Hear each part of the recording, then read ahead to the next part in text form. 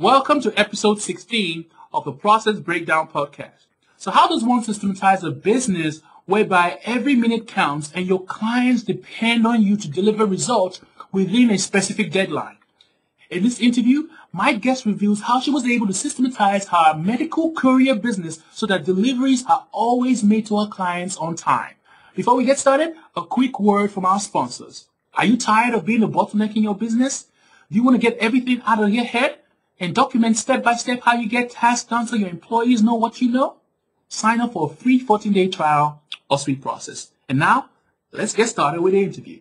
My name is Owen McGavin, and welcome to Process Breakdown, where I bring on successful entrepreneurs to come on here and reveal how they've been able to create systems and processes for their business that now enable them to run their business on autopilot without their constant involvement. And my guest today, her name is Tammy Patterson. She's the CEO of City Sprint, which is the medical courier service in Texas. Tammy, welcome to the show. Well, thank you. I'm glad to be here. So what exactly does your company do, and what big pain do you solve for your customers? Well, we are a medical delivery service, and so the pain that we solve for the client is we deliver peace of mind. So when our couriers arrive to pick up medical specimens or tissue or livers or any kind of organ, our couriers are specially trained in picking up those type of highly sensitive specimens. Mm-hmm. And so it gives the client peace of mind knowing that our couriers are highly trained in that regard. They're also very professional looking, and we deliver quickly, and we also have true chain of custody. So what that means is we are picking up these specimens, scanning the barcode that's attached to the specimen, actually doing the delivery, and then scanning off when we're making the delivery and obtaining a physical signature. And we do it all digitally. We use no paper. It's all computer and real time as well. And your customer are the hospitals, right? Right. We service hospitals, diagnostic labs, transplant, companies that specialize in recovery of organs, etc. We service pharmacies, so anything that's in the medical profession. Definitely. And so one of the things that we also like to do on this show is we like to tell the listeners not the scale of your business so they can get behind the scenes to see how well your business is doing. So how many full-time employees do you currently have?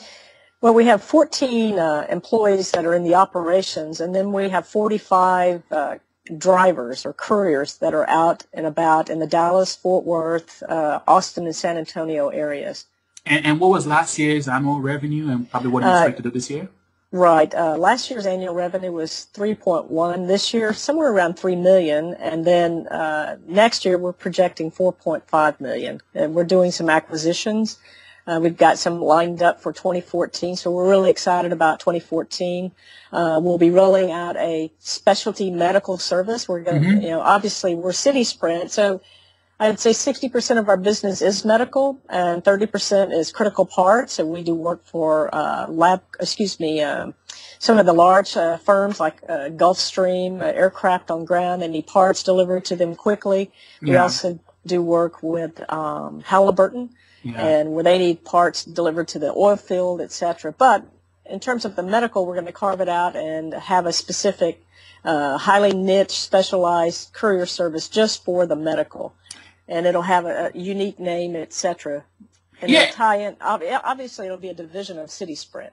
Yeah, and I was doing some research on your company, and it seems that it's actually a franchise on its own, and you are a franchisee, right? No, we're not really a franchise. We do have a partnership, or what we call an LLC, with the other city sprints around the U.S. Okay. But yet we each own our own individual company, but we do collaborate and work with one another in these other cities. Oh, okay. Also, we may work with the city sprint in the U.K., but it is owned by itself. Oh, so please correct me because it's in my research was not correct. Because I thought when I was researching that it's a franchise and you guys were franchising. So what happened? No, we would like to. We may eventually franchise because we do own the assets of 1-800-DELIVER, 1-800-DELIVER.com, the phone number 1-800-DELIVER, obviously, and City Sprint. Okay. So I guess I have to do more work on my research because I went up to the main site, and this is why the listener might be wondering why I'm saying this. I went to the main site and it showed me the different states in the U.S. Right. And so I was thinking that it's a bigger company that you guys had to franchise from. Anyways, you're saying that's not the case. Is it the case in the UK that they're franchised and they're selling out the franchise in the UK and different in the US? I'm curious. I'm not sure about the UK. I think they are wholly owned by a group themselves in the UK, and Okay. they've grown through acquisitions and some organic growth. Okay. So, But here in the States, we each own our own company, but we do collaborate and work together as City Sprint or 1-800-DELIVERY. okay. And so far, what would you say was the lowest point in your business, and describe how bad it got? Well, I will tell you, it's interesting. The lowest point in my business has actually been this past year. In January, I lost my business partner to cancer. Sorry And to hear about that. she had been my business partner for almost 30 years. And so, how we've had to navigate through that, through the unthinkable, obviously, of losing a business partner has certainly had its challenges. But we've prevailed and we're continuing to move forward. Our mission is still the mission to provide high quality medical delivery service, not only in Dallas-Fort Worth, but Texas and beyond. And, the business partner would want us to continue on. Some of the challenges though that we had with this is, reassuring the customer that, even though we've had this huge loss and it's a void in our operation, but that we had enough systems in place and processes that the client, in most cases, didn't even know that we had this loss of a leader. Okay. And so, go ahead. Go ahead. Yeah, and that's a good thing to know because, you've been able to systematize the company so that even when this happens, you can still move forward and still deliver results to your customers. And so you mentioned during the pre-interview that before, you guys used to struggle with managing technology and HR and even accounting. Let's talk about that a little bit. Yeah, because, we would struggle with that and struggle from the standpoint of hiring someone to be on our payroll, our staff, to do these functions that we felt, in essence, were not real time. That's not what we're in business to do. We're in business to deliver high quality packages or specimens or whatever, irreplaceables in a timely manner. And sometimes we're dealing it within 45 minutes, an hour, 2-hour deliveries. It's not like we have the next day to make deliveries. Yeah. And so what we realize is that all our focus, our energy should be in doing that, not worrying about getting the billing out or worrying about accounting or whether the computers are running properly, et cetera. So the idea was to outsource all that, what we call our back office. We don't need to be focused on that in the company. So we went about that process of outsourcing our HR, our payroll, our accounting, and also we outsource our technology. The other thing that we did was in 2004, we decided to go on the cloud. We found a software vendor that could offer us a cloud product for our operation software. You say the name. You can feel free to say the name. We want to share as many resources. And the name of the software is Courier, and it's specifically developed for the courier industry. Mm-hmm. And we just thought that in 2004, this is really cutting edge. I mean, certainly it had some. We had concerns about, we don't have control over our data. It's out in the cloud. Could anybody access it? But, certainly over the years, those concerns and fears have, been squashed because none of it came true. We haven't had any issues with someone stealing data. We haven't had any issues in not, quote, unquote, housing the data here locally. And let's dive into that whole thing of how you solved the problem, because you realized, okay, now you had to outsource parts of your business so you can focus on your core, which is delivering this packages to your customers, that like critical packages that need to get there on time. And all the other stuff was, kind of a distraction, so you decided to outsource. So let's talk about a few of them. You said you outsourced HR by utilizing PEOs. Right, a PEO, and the name of the company is Insperity. So primarily what we do is we co-employ our employees. What is a PEO? Because the listener might be wondering what that is. It is a professional employment organization. Okay. So basically, they manage all our HR. So obviously, there's a fee to that, but we feel that the fee outweighs, all the value that they bring to the team. And they work with us on developing our core values, our mission statement, developing our employees. We have training and access to training 24/7 through this organization in their portal. They also process our payroll. They run reports. Anytime I have an HR issue, they're there for me. So I felt like that this certainly made sense because we were not in the HR business. We want to focus on delivering quality service to the client. So they help you with HR and benefits for your employees. That's basically what they do, right? Exactly. Okay. What's your name again so that the listener can... Insperity. Insperity. Insperity, right. And you mentioned that you outsource marketing. Can you talk about that in details? Yes. We've hired a gentleman by the name of Victor Ornelius, and he's actually a coach/marketing specialist. And what he does is he comes in and visits with our sales team on a weekly basis, and he guides us through our marketing profile. We've developed our marketing plan. And so he helps us with the execution of it, and also he helps bring in outside vendors to assist us in this marketing plan, whether we need collateral materials printed or we need PR done, such as what we're doing here with your organization. We're trying to get the word out about what City Sprint is all about, especially City Sprint Medical here in Texas. Yeah, and then you mentioned that during the pre-interview that you outsource accounting. Can you dive into details about what you did with that, and we'll probably... Yeah, in terms of outsourcing accounting, basically what we do is our accountant has access to our QuickBooks, and so they can remote in at any time and do bank reconciliation, cash receipts, any kind of P&L information that they may need or that I may need. It can be quickly pulled just through that portal of logging in or connecting with us through our QuickBooks. One thing that you also mentioned, go ahead, are you done? Yeah, I'm done. And one thing you mentioned is that regarding outsourcing your back office, one of the unique things I like about it is that you said you make use of people who work from home. Can you talk about Absolutely. that and how does that work? Yeah, one of the things that we also liked about going into the cloud with our operating software was the fact that we can answer the phone, dispatch, do any kind of reporting, accounting, whatever, remotely. So we don't actually have to have an office, but we choose to because we just feel it's a central location. Yeah. But that's one of the things that's really lended the flexibility is the software being in the cloud. So as long as I have an internet connection, I can dispatch, I can take an order, I can, work with drivers. I can work with our accountant, whatever. So, I mean, clearly the internet has changed the way we do business, and it has also changed our business as well. Before 9/11, we were heavy into delivering documents, title work, legal paper. It just, it was very highly regarded as that was what the courier world was. Yeah. And then after 9/11, when everything began and the internet became more and more used, it became apparent that digital is taking our business away. The paper's going away. So we had to shift our focus. And so it was in medical that we found success. But it is,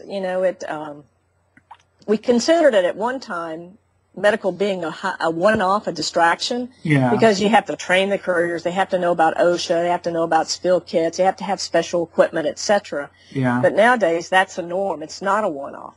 Yeah, and so it's how we do business. And so before you got to the point where your business is actually systematized right now, and we're going to talk about details about behind the scenes right now, but I want to go back to the point when it wasn't systematized, when there was kind of a little bit chaos behind the scenes. What were the very first things you did to create a system for the business back then? Back then was probably going on a computer. Actually beginning to capture the data in a computer. Used to it was highly manual. You'd take an order, write it down on a piece of paper, and then pin it on a board underneath a driver name. But, clearly, computerizing the process of dispatch and capturing that data in one location revolutionized our business. And then when the internet came, it even revolutionized it more, made us more efficient. The data moves faster, quicker, cleaner, and we're doing more with less. Okay, so let's dive in. And we have live real-time updates as well. I mean, it's instantaneously. Used to you would go out and you maybe capture data on a device and you had to come back and download it at the end of the day. Everything is real-time now.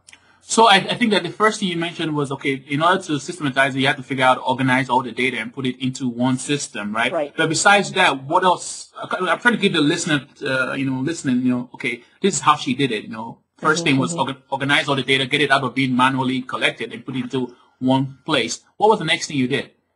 Well, in terms of systems, we looked at all the things that we touch. Why are we touching this data so many times throughout the day? We need to touch it once, and we want to automate it as much as possible. So, for example, when we enter an order into the system, we want it to automatically price correctly. We assign it to a driver. We want it to automatically pay the driver correctly. Mm-hmm. And then when we close out the delivery, we want to invoice the client correctly. And also make sure when we close out this job that that we've captured the data up front. We've cleansed the data before we even assign it to a driver. So therefore, we don't have to touch that anymore. All we have to do at the end of the day or end of the week or the end of the month is hit a button and generate invoices, and electronically as well.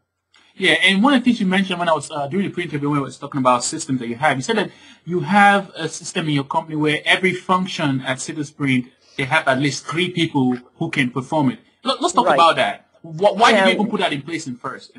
Well, one of the things that we found that if someone was out, who knew how to do their work? Mm-hmm. So, and when I say work, whether it's someone who's in customer service or someone who's dispatching or even a driver who runs a route, we needed backup because we never want the client to see a cease in service. Yeah. So we felt like if we trained 3 deep, then if one person is out, the other person can fill in, and if that person is not available, we at least have a third backup. And we do that in every function and position in this company. So anyone that works for us does not just do one job. They will learn several jobs, but their primary function is what they're good at, and that's what they do day in and day out. But they all know that at any given time, they might be pulled to do another position or fill another position. Can you give me an example of how that 3D system you have has actually been beneficial in the company? Absolutely. For example, we every day we may deliver over 500 medical deliveries a day, especially in the hospital district. And we have 5 to 6 foot couriers in this one area that are doing nothing but picking up and moving specimens all day, whether it's specimens or tissues or biopsies or whatever. And if one of those couriers is out, that customer, we don't want the customer or the patient to ever feel or see a cease in service. Whether, if the courier's not here, well, we didn't get your test because the courier wasn't here to courier the biopsy results back and forth, et cetera. So, our goal was and is to train backup for that. So if there's ever someone out, and that can happen, life just happens, we can quickly shift another individual into that position that knows that route. And I'm trying to figure out, from the standpoint of, okay, if every employee is probably going to be able to do some other roles in the company, and you want to say every task you have 3 people being able to do it, right. How do you load balance it? Because you understand when I say load balance, because what if it's a situation where, has there been a situation where there's not enough people for that task in the 3 deep level didn't work? How do you understand the question I'm asking? Right. How does that, I think I do. In terms of how do you balance that? There are times that we do run short. Yeah. But for example, I know several positions here in this company that I can function. Yeah. I may not be the best at it, but I can at least get in and do that role or play that role. Yeah. And that is expected of every manager, every employee, and even drivers. We want them to know other things besides just what they do, because then they become more valuable to the company. We have depth at that point as well. I totally understand. And so, one of the questions that my listeners like is when I ask the guests to say, okay, imagine your business as a conveyor belt. On one side is someone who's not yet a customer, who doesn't know about you guys, or maybe is interested about this, the service. Mm-hmm. But on the other end of the conveyor belt is a happy customer who you deliver the results to. But behind the scenes, there's this conveyor belt that's connecting the guy who doesn't know you to the guy who has used your service and loves you. But there are parts of your business connecting back and forth to make that happen. So let's talk about how do we get the person who to sign up for the service to the point where they now are using the service and they love you guys? What are the things behind the scenes that make that happen? Right. So, what we call that onboarding process, and then unmet expectations. So when we have a client who we're courting, I'll say that, and there's a high possibility that they're going to come on. What we do is we collaborate with them. We want to get up front what their expectations are of our service, and then we lay out a plan of action of how we're going to execute and bringing on this client. And we do an onboarding process, and everyone in the team is involved in it. We have key players that we appoint to the team, from, say, a customer service standpoint to which is capturing the data, to dispatch. We'll have a dispatcher involved. We'll also have someone that's in the back office involved as well. So we all come together as a team, and we work with the client's team to onboard that process. So right up front, we get agreement in what is expected. And then our mission is to carry that out and execute flawlessly. So by the end of 2 weeks or 3 weeks, the client is like, I am so glad I chose City Sprint because here's what they did. And, they responded quickly. They knew up front what our expectations were, and they executed flawlessly. So I don't know if I answered your question there. Yeah, I was trying to figure out, so now there's the onboarding part where you meet together and you set expectations so they know what to expect. But then now, when you get past the onboarding part, what of the deliverable part, where you're actually delivering, or maybe they call it the production part? I was trying to figure out how that works. How it works is, obviously we have a task list, and because it depends on what clients we're onboarding. If it's a huge process, it's, say it's quite a few deliveries a day, we have a task list, and then we have timelines that we have to meet, and then we set a live date. And then after the live date, we have weekly meetings that we meet with the client, and we assess, okay, are we meeting the expectations? What issues or challenges have we had? And what are the corrective actions? And, let's face it, we're not perfect. There are times when there may be a mistake or an error made. But what we do is we have what is called a corrective action report. We analyze the situation. We recover from the failure.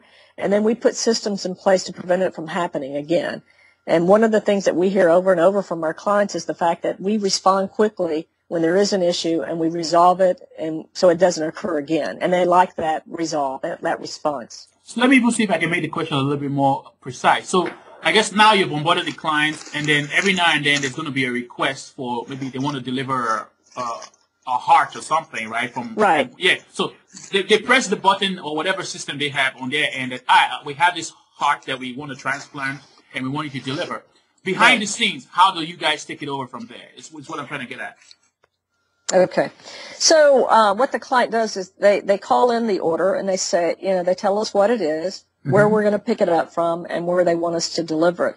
So from that point on, once we touch that specimen or kidney or whatever, we're scanning in their barcode, and we call this chain of custody.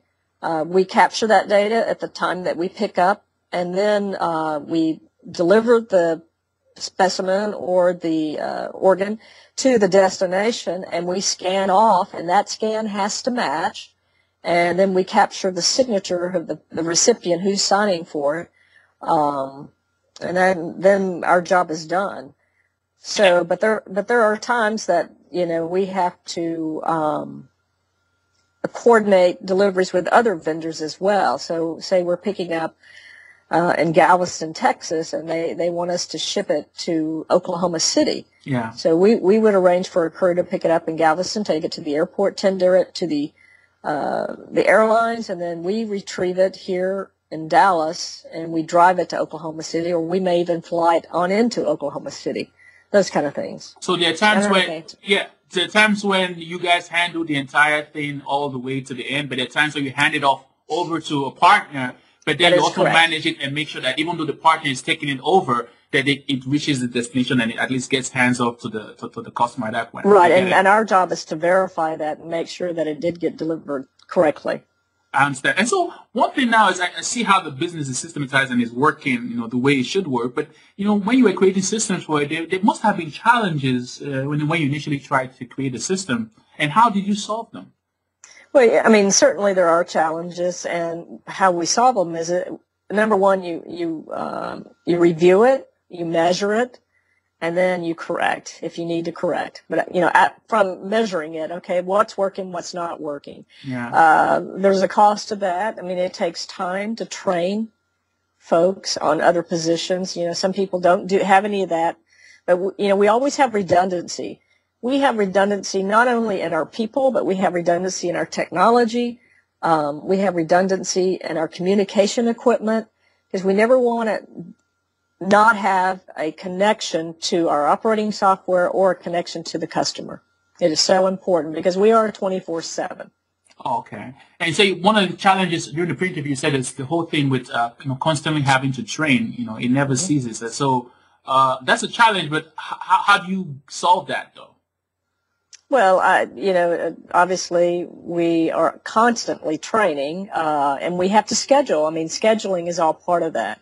And, we're looking at, okay, do we have a backup for this route, or do we have a backup for this position, and how many backups do we have? And then we also have a plan of action and we rehearse these things. It's almost like a emergency procedure manual that we have. Here's what you do if this, and this happens, because, like I said, life happens, and especially in our industry, we never know when a courier is going to have a flat tire, an accident, get sick.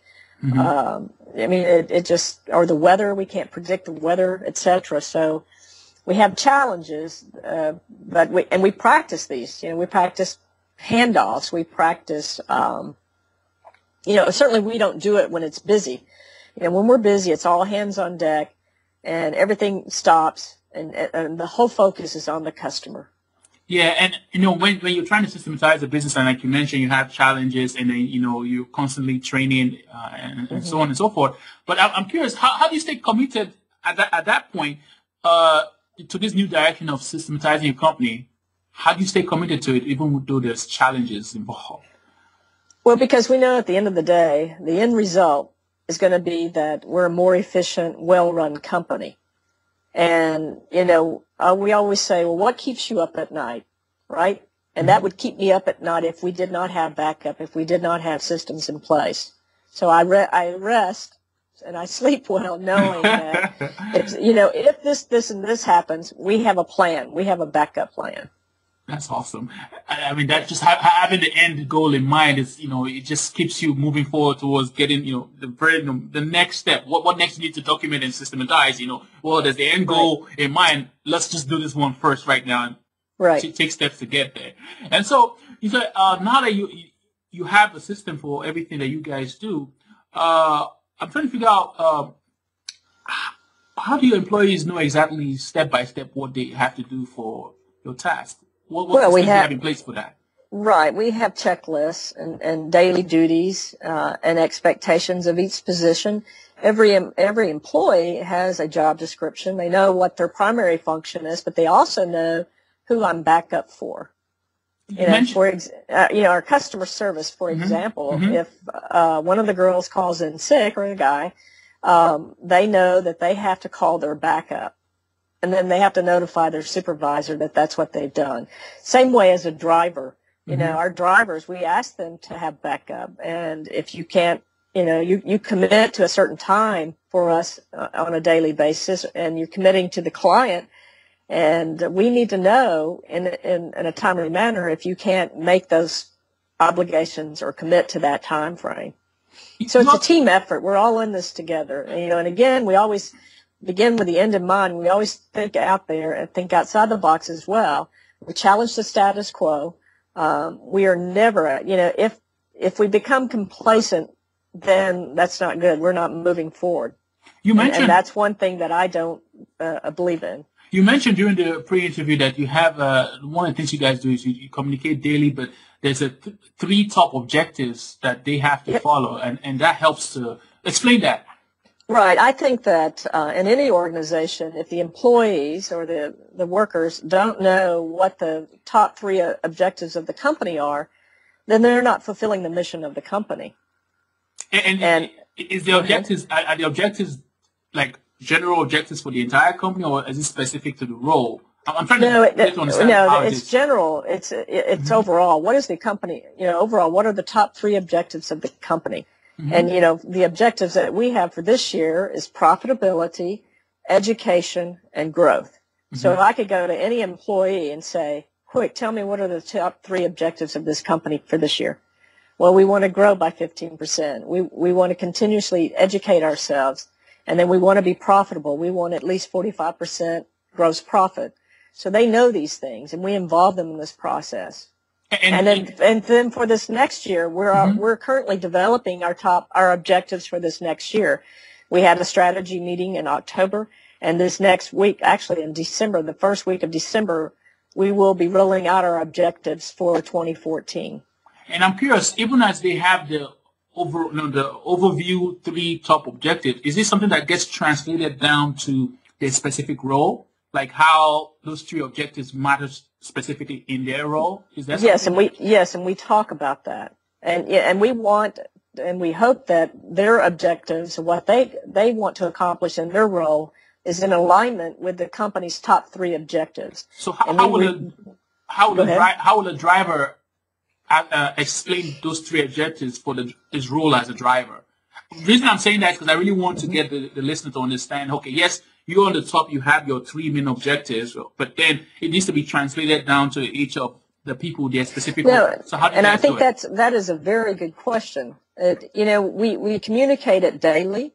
When our staff log into their computers, they see the top three objectives. We have it on a board here in the office, so as the drivers come in, they see that. And I hope that they think, when they see these objectives, how it affects them.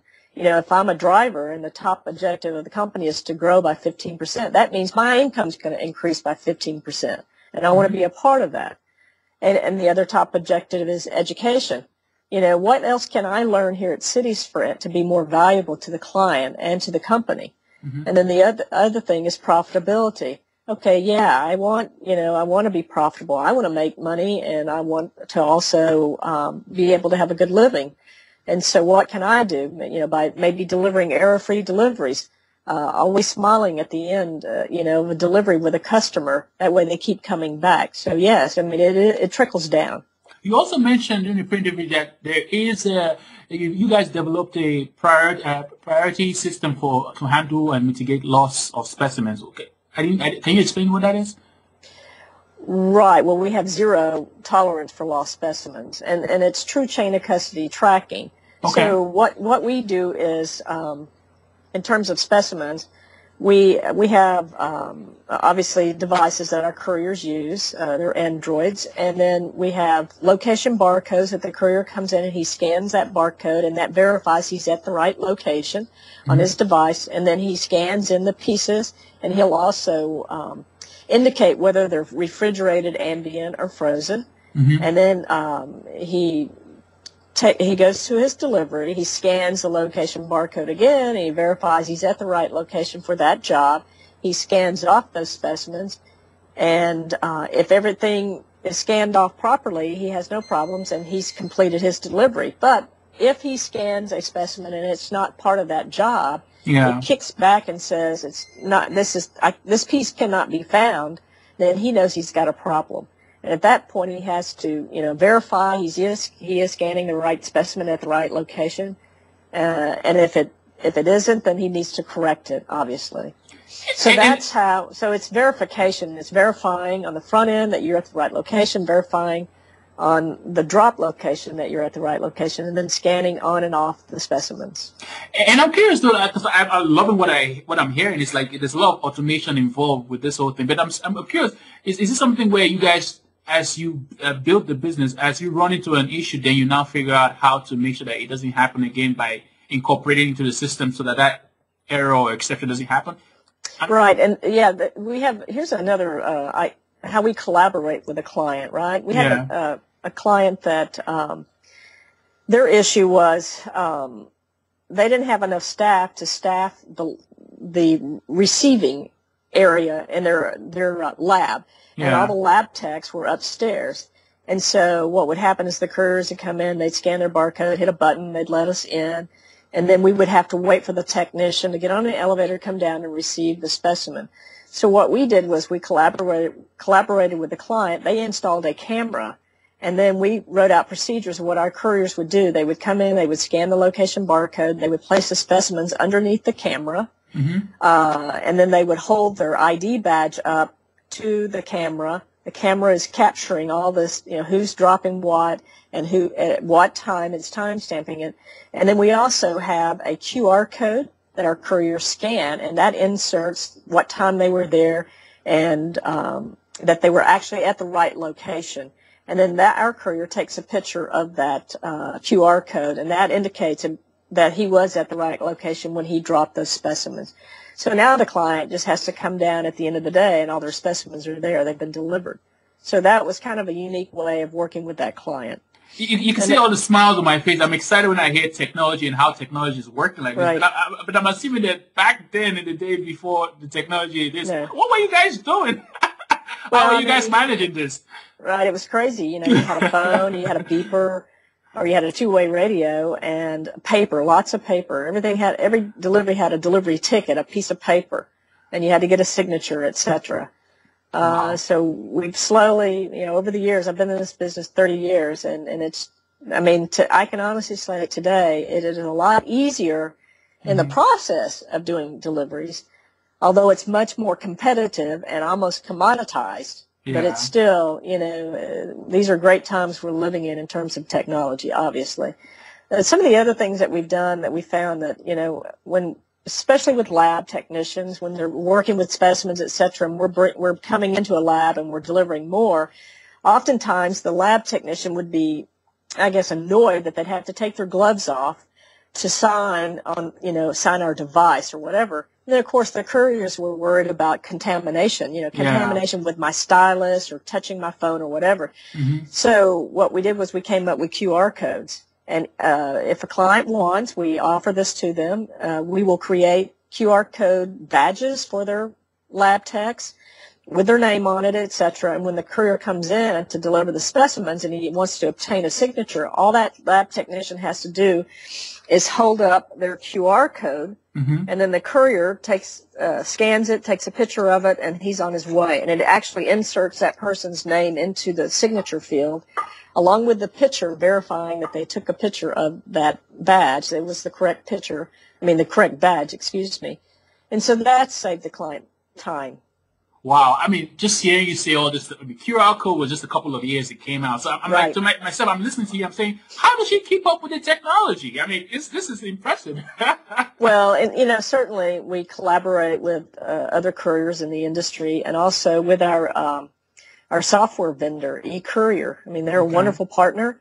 They're very, receptive to requests for changes or software fixes or ideas, and oftentimes, if it benefits mankind, they don't charge us for these additions, these programming, etc.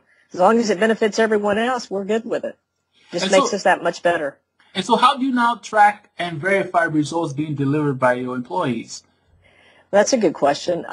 We have in our system, we can certainly track the performance of an individual in terms of their tasks, what they have to do with regards to capturing an order or placing an order for a customer. We can capture the time, how long it took them to do it, how accurate it was. In terms of dispatch, we can capture the decision time from the time the order came in to the time the dispatcher made the decision to assign it to the closest driver, right? And then also we can capture and measure what we call turnaround time, the actual time it took from the time the order was placed to it was delivered. How much time does it take to do this delivery, and we can report that back to the client as well. Yeah, you also mentioned that you guys have, as part of your tracking, some employees. I'm jumbling my word. Employee satisfaction surveys. Is that like are you tracking from the customer side what the experience was? Right. We do annually. We do a customer survey, service survey with our clients, and obviously we do it through constant contact. And also with our employees, we do a survey of employee satisfaction each year. We collaborate with Insperity, our HR department, who comes in and helps us. They facilitate this survey, and then they deliver the results. And then we have a Q&A with the employees on the results, and then from that we have action plans. And action items. What are we going to do to improve some of the challenges that we have? Whether it's better communication or better onboarding of the employee or whatever. And then we create teams. We want everyone involved in the process because not one person has all the knowledge or the ideas. Yeah, go ahead. I don't know why I'm just jumping into you. I'm so excited. I'm not letting you finish your conversation, but you go ahead and answer. Sorry. Well, no, I was just going to say that, we want the employees to collaborate as well. We want their input. It's so important because, and we want them to challenge the status quo. I think it also goes back to your system of having 3D, because now you're involving them with this part of also, after getting the results and the surveys, getting action points, you're involving them back so it's collaborative and you can improve the system. Right, yeah.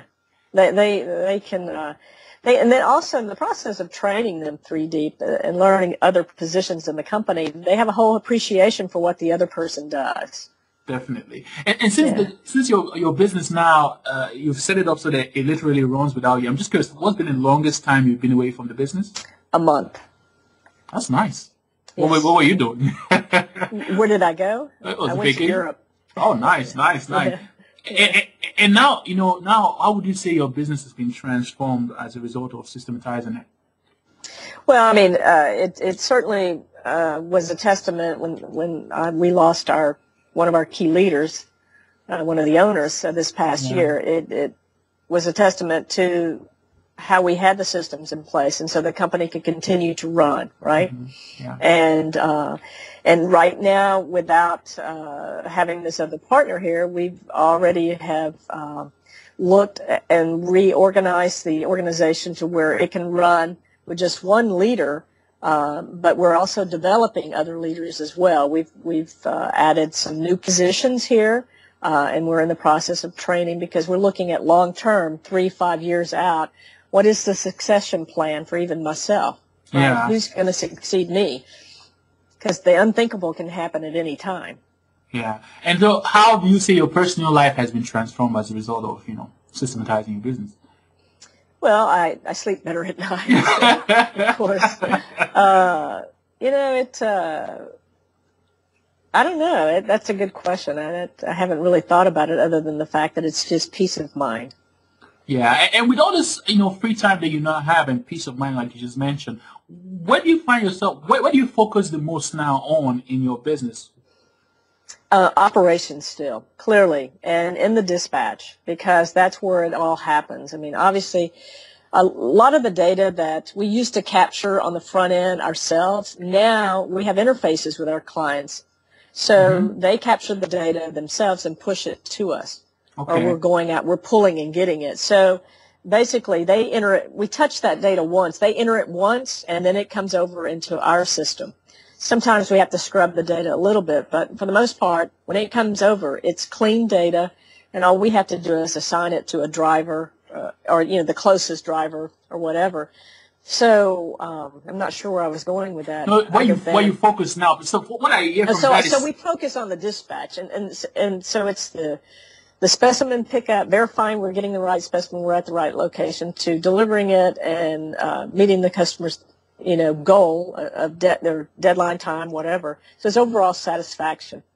And what I get from that is you now tend to focus more inside of the business and doing stuff. You're focusing more on improving the system, exactly. Like working on the business. That's what I get from that. As a matter of fact, before I had this meeting, we were reviewing our dispatch procedures, and we're we're filling in the holes in some areas that we feel that need to be revamped. And so it's good to review your systems and your procedures often. Never just take things for granted. Well, that's the way we've always done it. That's our procedure. No, we need to review it. We need to challenge it and see what we can do to improve it. One of the challenges we had was, before, with some routes, we pick up multiple specimens. I mean, maybe bagfuls of specimens. Yeah. And every once in a while, a specimen may fall out of one of those bags. And when you get these bags of specimens, there's only one barcode, and it's on the outside of that one big bag. So you really don't know how many specimens are in that bag, right? Mm-hmm. Yeah. And we had the issue of a courier overlooking the specimen that had fallen out, or maybe didn't know it had fallen out. Yeah. And they may not find it for a day or so, right? They were deep in the crevice of their bag or whatever. Yeah. So one of the things we implemented was at the end of each courier's, day, they have to send us a picture of their bag that's empty. It has to be an empty bag, and so we have verification. And in this process, we have had couriers, oh my gosh, I just found a specimen, that had fallen out of a bigger bag. And so we were able to recover quickly, as opposed to having that specimen sit overnight or over the weekend or whatever. So that's a process or a procedure that has really saved us on several occasions in the past. And so certainly that has paid off. What I love about what you just said, it sounds like, when there is an issue, it's now an opportunity for you to figure out, okay, there's an issue not because of the person, but it's an issue because of the system. How do we create a much better system or enhance the system we have so that issue never happens again? That's what I'm getting from that. Right, and that is what we do almost on a daily basis, and that's why we've come up with what we call a CAR, a Corrective Action Report. So anytime there's ever an issue, a service failure, or whatever, we resolve it quickly, and then we examine it, and we say, okay, what could we have done differently to prevent it from happening? And then moving forward, what systems, procedures did we put in place to keep it from happening again? And we share this with the client as well. We want them to know. We want them to be reassured that, number one, this was very important to us. Number two, we're all about preventing it from happening again. Yeah, and during the pre-interview, you mentioned, because when I asked the question of, like, now with all this free time, what else are you focusing on? You mentioned that you're also focusing on growth strategies in your business. Can you talk about that? Right.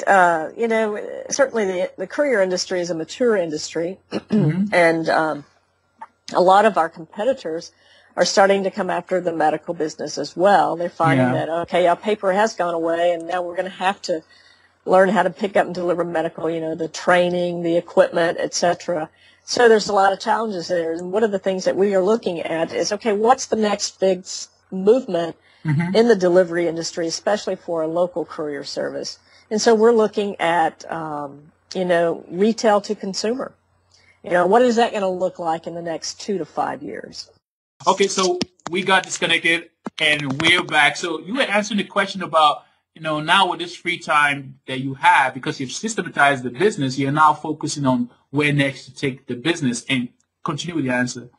Right. So we're looking at, strategically, from a strategic standpoint, where do we want to be next? Obviously, we're in Austin, we're in San Antonio. Now we're looking at Houston, and how are we going to get there? Certainly we can do it with acquisitions and also organic growth with our existing customers. So that is our strategy for 2004, is to have at least one acquisition, if not two. You mean 2014? That meant that. Did I say 2004? 2014. Yeah. Yes, and focus on opening up in Houston. Okay. And so that is our strategic plan. And so far, this interview is, someone who's listening to this is someone who is interested in, systematizing their business, and they've just learned how, the systems you have in place in your own business. What would you say is the very next step that someone listening to this point in the interview should take to get started with, having a business that can run without them successfully? Well, I think they need to, number one, examine what are they good at? Yeah. Right? And what is their core business, and focus on that. And then anything else outside of that, consider outsourcing it. letting an expert do that. And then, obviously, examine your processes and your procedures and how you can document those. It's very important to document, because if you're not around, somebody has to be able to pick it up and do it, right? Yeah. And then train 3 deep. It's really simple. Just training, constantly training. Yeah, and I'm curious, this whole mindset you have, I'm sure that it has to have been influenced by some books or something. So what books will you say have influenced you the most, and why? Right. Go ahead. Well, one book in particular, it's Bob Prosen's book. What's the a guy title? named Bob Patterson and I'm trying to think, my mind just went blank on the title of it. Oh my gosh. Let me see if I can Google it real quick. It's Bob Prosen, Bob Prosen, Prosen, Okay. and it's really challenging what you thought was business is not. And I'm trying to think, it's got a unique name to his book. I can get it. I don't know if I have it up here or not. I don't think I have it here. I'm online right now, so let me see if I can find it. So yeah, Bob Prosen is. Oh, is it called Kiss Theory Goodbye? Yeah, yes, Kiss Theory Goodbye. In other words, what we always thought about how to run a business, it's not right. Kiss the theory goodbye. This is really how you run a business. And he talks about there are 5 components of a business. There's customer service, there's sales, there's operations, there's finances, and then obviously people. Yeah, I'm glad I even checked the name so that way the listeners can get that resource and check it out. So Kiss Theory Goodbye is a great book to read if you're running a business. Yeah. And it talks about, the top 3 objectives. I always make sure your employees and everyone knows what the top 3 objectives are of the company. And what's the best way for the listener to connect with you, and thank you for doing this interview? They can certainly email me, tpatterson@citysprint.com.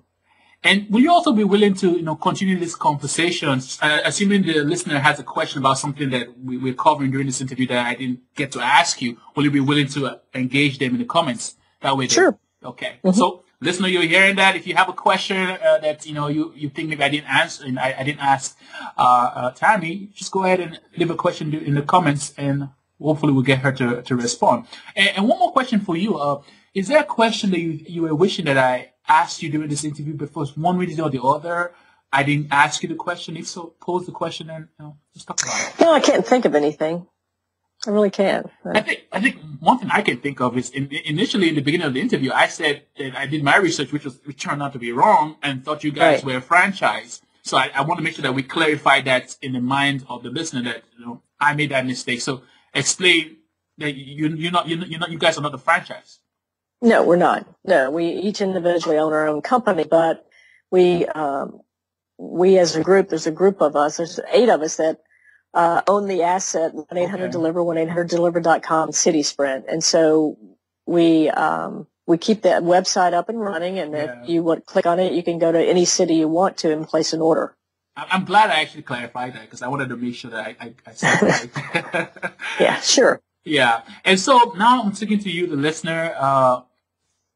If you've enjoyed this interview so far, what I want you to do is go ahead and leave a review on iTunes. And to do that, you go to sweetprocess.com/iTunes and, leave a positive review. The reason why is because the more reviews you leave on iTunes, the more other people other entrepreneurs will, be exposed to the interview. And the more entrepreneurs we have exposed to the interview, the more excited I am to go out there and get more guests like Tammy to come on in and discuss the how their business works. This is process breakdown. You see how we go behind the scenes and talk about how our business works. Yeah, leave reviews. We get more people exposed to it, and we grow this podcast. And finally, if you are at the stage in your business where you are tired of being a bottleneck and you can no longer be the only one that knows how stuff gets done, well, you want to start documenting procedures. And a tool you can use is called Sweet Process. You can sign up for a free 14-day trial of Sweet Process. Tammy, thanks for doing the interview. You're welcome. Thank you for the opportunity. And we're done. All right, good.